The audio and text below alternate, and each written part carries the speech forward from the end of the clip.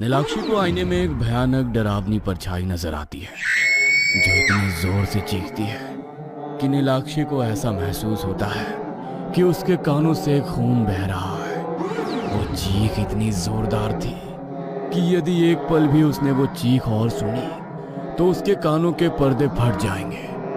नीलाक्षी के मुंह से भी एक जोरदार चीख निकलती है और वो दोनों हाथ से अपने कान को ढक लेती है। Stop it Divya, lights on कर। आई क्विट, मुझे नहीं करना ये। जल्दी से बाहर निकल यहाँ से। मंदिर में दीपक जला, हनुमान चालीसा चलाकर रख दे कमरे में। ये कहानी झूठ नहीं है। मैंने कुछ देखा, सुना, महसूस किया। मैं तुझे वर्ड्स में नहीं बता सकती यार, लेकिन कुछ तो था। मेरे अभी भी डर से रोंगटे खड़े हो रहे हैं। मैंने कुछ देखा। मैंने तो कुछ नहीं सुना। मैं भी तो वहाँ थी। डर तेरे दिमाग पर हावी हो गया है और कुछ नहीं। तो रिलैक्स कर, आज मेरे बेड पर ही सो जा। कल हम हनुमान मंदिर चलेंगे, तुझे अच्छा लगेगा।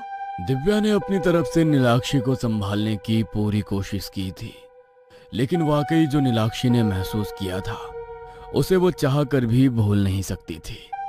काफी देर तक घड़ी के कांटों को देखने के बाद अंत में नीलाक्षी और दिव्या दोनों को नींद आ गई थी और रात किसी तरह बीत गई थी।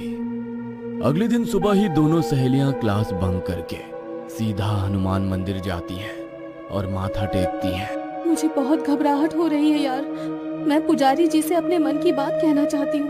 नीलाक्षी पुजारी जी को पिछली रात हुई पूरी घटना के बारे में बताती है, जिसे सुनकर पुजारी जी भी थोड़ा परेशान हो जाते हैं। तुम्हारे जैसे बच्चे अक्सर दूसरी दुनिया के साथ उलझने का दुस्साहस करते हैं और फिर हनुमान जी की शरण में आकर ऐसा सोचते हैं कि सब सही हो जाएगा। देखो बेटा, इन अलौकिक शक्तियों के मार्ग में कभी नहीं आना चाहिए। यदि वो आपको परेशान करें, आपके रास्ते में रुकावट पैदा करें, उसका समाधान तो हनुमान जी के पास है।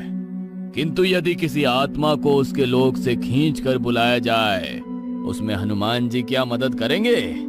किसी शक्ति के मार्ग में आओगे तो वो शक्ति तुम्हें पराजित करने का प्रयास अवश्य ही करेगी।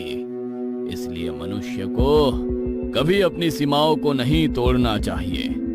ईश्वर ने सभी के लिए अलग अलग लोक बनाए हैं, फिर तुम लोग क्यों मुसीबत को न्योता देते हो? आप ठीक कह रहे हैं, मुझसे भूल हो गई है बाबा। नीलाक्षी और दिव्या प्रसाद लेकर घर लौट आते हैं। पिछली रात जो कुछ भी हुआ था वो सोच सोच कर नीलाक्षी के मन पर डर हावी होने लगा था। पुजारी जी की बात सुनकर तो नीलाक्षी को अब पहले से भी ज्यादा डर लगने लगा था। सहेली के सामने चैलेंज पूरा करने की जिद में उसने शायद एक बहुत बड़ी मुसीबत को दावत दे दी थी। रात के 8 बजे का समय था। नीलाक्षी आंखें बंद करके अपने बिस्तर पर लेटी हुई थी। नीलाक्षी, 8 बज गए हैं, डिनर का टाइम हो गया। चल यार, डिनर करके आते हैं। मुझे भूख नहीं है यार, तुम चली जाओ। मेरा कुछ भी खाने को मन नहीं कर रहा। चल, तेरा मन नहीं है तो मैं भी नहीं जाऊंगी। दिव्या नीलाक्षी को नॉर्मल करने की काफी कोशिश कर रही थी। काफी देर तक वो नीलाक्षी के सर के ऊपर हाथ फेरती रहती है। तकरीबन आधे घंटे के बाद नीलाक्षी को नींद आ जाती है। रात के 9 बजे। नीलाक्षी तो सो रही है और शायद वो आज डिनर भी नहीं करेगी, लेकिन मुझे बहुत जोर से भूख लग रही है। समझ नहीं आ रहा करूं तो क्या करूं। अब तक तो मेस भी बंद हो गया होगा। ऐसा करती हूँ, नीचे जाकर मैगी खाकर आती हूँ। नीलाक्षी को कंबल उड़ाकर दबे पांव दिव्या कमरे से बाहर निकलती है और मैगी खाने के लिए गर्ल्स हॉस्टल के बाहर बनी मैगी की टपरी पर जाकर खड़ी हो जाती है। बस 5 मिनट में जल्दी जल्दी खा लेती हूँ। नीलाक्षी की नींद टूट गई तो खुद को अकेला देखकर फिर से घबराने लगेगी। दूसरी ओर जैसे ही दिव्या कमरे से बाहर जाती है, नीलाक्षी को किसी बच्चे के रोने की आवाज सुनाई देने लगती है। वो आवाज इतनी तेज थी कि नीलाक्षी गहरी नींद में होने के बाद भी चौंक कर उठ जाती है। नीलाक्षी चारों तरफ देखती है। दिव्या का कहीं अता पता नहीं था और वो कमरे में बिल्कुल अकेली थी। कमरे में तो कोई नहीं है, फिर ये बच्चे के रोने की आवाज कहाँ से आ रही थी? जरूर मैंने कोई बुरा सपना देखा होगा। खुद को समझाकर नीलाक्षी वापस से बिस्तर पर लेट जाती है। कुछ ही पल बीते होंगे कि एक बार फिर उसे किसी बच्चे के खिलौने की खटखट सुनाई देती है। नीलाक्षी घबरा कर उठ जाती है। नीलाक्षी डरते हुए खिड़की के पास जाती है और खिड़की खोलकर नीचे झांकती है। आसपास कहीं कोई बच्चा दिखाई नहीं दे रहा था। नजरों को चारों ओर दौड़ाते हुए वो वापस अपने बेड के पास आती है। तभी उसे एक बार फिर बच्चे के रोने की आवाज सुनाई देती है। ये आवाज तो बाथरूम से आ रही है। नीलाक्षी जानती थी कि उसके साथ कुछ बहुत अजीब घट रहा है, जो सच होकर भी सच नहीं है, लेकिन फिर भी वो बाथरूम में जाकर देखने से खुद को रोक नहीं पाती है। नीलाक्षी कांपते हाथों से बाथरूम का दरवाजा खोलती है तो सामने उसे एक औरत उसके बच्चे को गोद में लेकर बैठे हुए नजर आती है। बच्चा जोर जोर से रो रहा था और औरत उसे चुप करा रही थी। नीलाक्षी के दरवाजा खोलने की आवाज सुनकर वो बच्चे को नीचे लेटाकर उसकी ओर बढ़ने लगती है, जिसे देखकर नीलाक्षी रोते हुए बाथरूम से कमरे में आती है। ये सच नहीं हो सकता। कोई है, प्लीज कोई मदद करो। Divya. Baby blue, I did nothing. I am saying this to you. Baby blue. उस औरत की डरावनी आवाज सुनकर अब तो नीलाक्षी को ऐसा लग रहा था जैसे उसका पूरा शरीर बर्फ की तरह जम गया हो। वो अपनी जगह से हिल भी नहीं पा रही थी। धीरे धीरे उसे अपने शरीर पर कुछ रेंगता हुआ सा महसूस होने लगा। घबराकर नीलाक्षी ने अपने पैरों की तरफ देखा तो वहां का नजारा देखकर उसके होश ही उड़ गए। वो भयानक सी शक्ल वाला बच्चा धीरे धीरे उसके पैरों से रेंगकर उसके शरीर पर चढ़ने की कोशिश कर रहा था। उसके लंबे लंबे जानवरों जैसे नाखून थे, जिसके कारण नीलाक्षी को काफी चुभन महसूस हो रही थी। नीलाक्षी वहां से भाग जाना चाहती थी, लेकिन कोई शक्ति थी जिसने उसे जकड़ रखा था। अचानक नीलाक्षी को बाथरूम में कांच के टूटने की जोरदार आवाज सुनाई देती है और उसी के साथ वो बिखरे बाल और भयानक चेहरे वाली औरत बिजली किसी तेजी के साथ उसके नजदीक आ जाती है। उसके हाथ में कांच का एक टुकड़ा था जो पहले से खून से लथपथ नजर आ रहा था। वो औरत कांच के उस टुकड़े से नीलाक्षी के चेहरे और गर्दन पर एक के बाद एक कई सारे वार करती है और फिर जोर जोर से हंसने लगती है। नीलाक्षी जमीन में खून से लथपथ होकर गिर चुकी थी और तभी डेजी और बेबी ब्लू वहां से गायब हो जाते हैं। कुछ देर के बाद दिव्या डिनर करने के बाद अपने रूम में आती है। जैसे ही वो कमरे में आकर देखती है, कमरे का नजारा देख उसके होश उड़ जाते हैं। अंदर उसकी सहेली नीलाक्षी खून से लथपथ होकर जमीन पर पड़ी हुई थी और हर तरफ उसे बस खून ही खून नजर आ रहा था। एक पल को तो दिव्या का सर चकरा जाता है और वो वहीं जमीन पर बैठ जाती है। कुछ पलों के बाद दिव्या खुद को संभाल कर दौड़ते हुए नीचे जाती है और बाकी लड़कियों को नीलाक्षी के बारे में बताती है। कुछ ही देर में पूरे हॉस्टल में अफरा तफरी मच चुकी थी। पुलिस को भी फोन किया जाता है। पुलिस के लिए भी ये केस कम पेचीदा नहीं था। हॉस्टल में एंट्री गेट का कैमरा चेक करने पर पता चला कि कोई भी बाहरी आदमी अंदर नहीं आया है। जिस समय नीलाक्षी की मौत हुई थी, आप कहाँ थी? आप दोनों तो रूममेट के साथ साथ अच्छी दोस्त भी थी ना? सर, वो नीलाक्षी डिनर के लिए नहीं जाना चाहती थी और चूंकि वो काफी परेशान थी, इसीलिए मैं भी उसे अकेला छोड़कर आज डिनर के लिए मेस नहीं गई। लेकिन थोड़ी देर के बाद मुझे तेज भूख लगने लगी। नीलाक्षी सोई हुई थी तो मैंने सोचा जल्दी से नीचे जाकर कुछ खाकर आती हूँ। बस इसलिए मैं उसे कमरे में छोड़कर मैगी खाने गई थी। जब मैं लौट कर आई तो मैंने उसे फर्श पर पड़े देखा। इतना कहकर दिव्या फूट फूट कर रोने लगती है। बहुत गहरी दोस्ती थी सर दोनों में, सहेली नहीं बहनों जैसी थी दोनों। बेचारी को बहुत गहरा सदमा लगा है, लेकिन मुझे ये समझ में नहीं आ रहा कि आखिर नीलाक्षी को कोई क्यों मारेगा। बहुत प्यारी बच्ची थी, जहाँ तक मैं जानती हूँ उसे, उसकी किसी से कोई दुश्मनी नहीं थी। किसी लड़के का चक्कर तो नहीं है? क्योंकि मुझे ये केस मर्डर कम सुसाइड ज्यादा लग रहा है। कमरे का दरवाजा और खिड़की अंदर से बंद था। कमरे की चाबी सिर्फ और सिर्फ दिव्या के पास थी।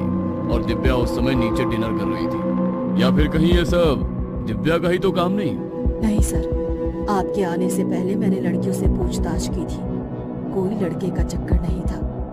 दिव्या की हालत देखकर समझ में आ रहा है कि वो खुद ये सब देखकर सदमे में है। पुलिस हर एंगल से पूछताछ करती है, लेकिन दिव्या के खिलाफ कोई सबूत ना मिलने पर इसे आत्महत्या का मामला समझकर बंद कर देती है। नीलाक्षी और दिव्या का कमरा सील कर दिया गया था। दिव्या भी इस घटना से काफी डर गई थी, इसलिए वापस अपने घर लौट गई थी। माँ ये सब मेरे कारण ही हुआ है। मैं आपको सब कुछ बताना चाहती हूँ। पुलिस को नहीं बताया क्योंकि पुलिस इस पर भरोसा नहीं करती। बेटा, मैं तेरी बात पर भरोसा करूंगी। तू मुझे बता क्या हुआ था उस रात। माँ, ना मैं वो किताब पढ़ती ना ये सब होता। दिव्या बेबी ब्लू कहानी से शुरू करके नीलाक्षी और उसके आधी रात को अनुष्ठान करने तक की सारी कहानी सुना देती है। तेरे कहने का मतलब है नीलाक्षी को उस डेजी ब्लू ने मारा है? क्या वाकई ऐसा हो सकता है? बेटा, सच और झूठ का फैसला तो मैं नहीं कर सकती, लेकिन इतना कह सकती हूँ कि भगवान पर भरोसा रख। अगर शैतान है तो भगवान भी है, और भगवान की ताकत शैतान से कई गुना ज्यादा है। समझ गई ना? हाँ माँ, समझ गई। बस इसलिए उस मनहूस कमरे को छोड़कर यहाँ आई हूँ। अब मैं कभी लौटकर नहीं जाऊंगी, आपके पास ही रहूंगी। दिव्या माँ के सीने से लगकर लगातार रोती जा रही थी। माँ के साथ रहकर दिव्या थोड़ी संभलने लगी थी। उसे अपने घर लौटे हुए भी 3 दिन हो चुके थे। बेटा, 10 दिन में तेरे फाइनल ईयर के एग्जाम है। थोड़ा पढ़ाई करने की कोशिश कर, उससे तेरा ध्यान अपने आप उन चीजों से हट जाएगा। ठीक है माँ, मैं आज अपने कमरे में सोऊंगी। रात को पढ़ाई करने की आदत है मेरी। दिव्या किताबें खोलकर पढ़ने बैठ गई थी। धीरे धीरे घड़ी के कांटों ने रात के 12 बजाए और उसी के साथ दिव्या की आंखें नींद से भारी होने लगी। किताबों को एक तरफ रखकर दिव्या बिस्तर पर लेट जाती है। अभी दिव्या को लेटे हुए कुछ ही पल बीते होंगे कि उसे अपने पैरों में तेज दर्द महसूस होने लगता है। दर्द से चीखते हुए दिव्या कंबल उठाकर दूर फेंकती है तो देखती है कि एक बच्चा उसके पैरों को अपने बड़े बड़े खतरनाक नाखूनों से खुरच रहा है। बच्चे को देखकर दिव्या के मुंह से चीख निकल जाती है। कंबल फेंककर दिव्या बेड से नीचे उतरती है तो उसे किसी औरत की गुनगुनाने की आवाज सुनाई देने लगती है। Baby blue, baby blue, I did nothing. I'm saying this to you. Baby blue, I did nothing. I am saying this to you. गुनगुनाहट की आवाज लगातार दिव्या के नजदीक आती जा रही थी। अचानक से दिव्या को अपनी आंखों के सामने एक भयानक औरत नजर आने लगती है, जिसके बाल उसके चेहरे पर बिखरे हुए थे और वो बुरी तरह से खून से लथपथ दिखाई दे रही थी। देखो, मुझे मत मारो। मैंने तुम्हारा क्या बिगाड़ा है? मैंने तो तुम्हें बुलाया भी नहीं था। वो तो नीलाक्षी ने, और नीलाक्षी को तो तुम पहले ही मार चुकी हो। मुझे छोड़ दो, जाने दो मुझे। पुजारी जी ने कहा था कि तुम्हारी दुनिया हमसे अलग होती है। तुम अपनी दुनिया में लौट जाओ। मैं मानती हूँ हमसे गलती हुई जो हमने तुम्हें इस दुनिया में बुलाया। बेबी ब्लू,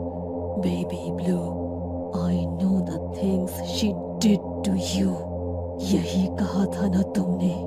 औरत के इतना कहते बाथरूम में लगा शीशा टूटकर जमीन में बिखर जाता है और उसके टुकड़े उड़ते हुए डेजी की ओर आने लगते हैं।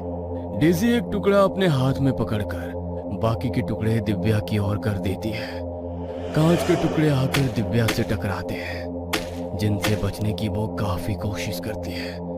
फिर भी कुछ टुकड़े उसके शरीर में धंस जाते हैं और उसके शरीर से खून बहने लगता है। डेजी कांच का टुकड़ा हाथों में पकड़े उसकी ओर बढ़ने लगती है। मैं जानती हूँ तुमने अपने बच्चे को कुछ भी नहीं किया था। तुम तो अपने बच्चे से बहुत प्यार करती थी। तुम्हें शायद किसी नेगेटिव एनर्जी ने पोजेस कर लिया था। तुमने तो खुद अपने बच्चे के गम में खुद की जान ले ली थी। I know you did nothing to him. I know you did nothing. Divya के इतना कहते ही कांच लेकर उसकी ओर बढ़ रही डेजी ब्लो अचानक से ठहर जाती है और दोनों हाथों से अपना सर पकड़कर बुरी तरह से फूट फूट कर रोने लगती है। अचानक दिव्या को किसी बच्चे के रोने की आवाज सुनाई देने लगती है। दिव्या देखती है कि एक नन्हा सा बच्चा डेजी के पास ही जमीन पर लेटा हुआ रो रहा है। डेजी अपने बच्चे को गोद में उठाती है और सीने से लगाकर प्यार करने लगती है। कुछ ही देर में बच्चा और डेजी दोनों शांत हो चुके थे और एक दूसरे को देखकर मुस्कुरा रहे थे। डेजी ब्लू अपने बच्चे को लेकर कमरे में लगे बड़े से आईने की ओर जाती है और अगले ही पल एक धुआं बनकर उनमें समा जाती है। दिव्या को अभी भी अपनी किस्मत और आंखों पर यकीन नहीं हो रहा था। डेजी और बेबी ब्लू दोनों वहां से जा चुके थे। शायद दिव्या की खुशनसीबी थी या उसका भगवान के ऊपर अटूट विश्वास कि मौत को सामने देखकर भी दिव्या जीवित बच गई थी।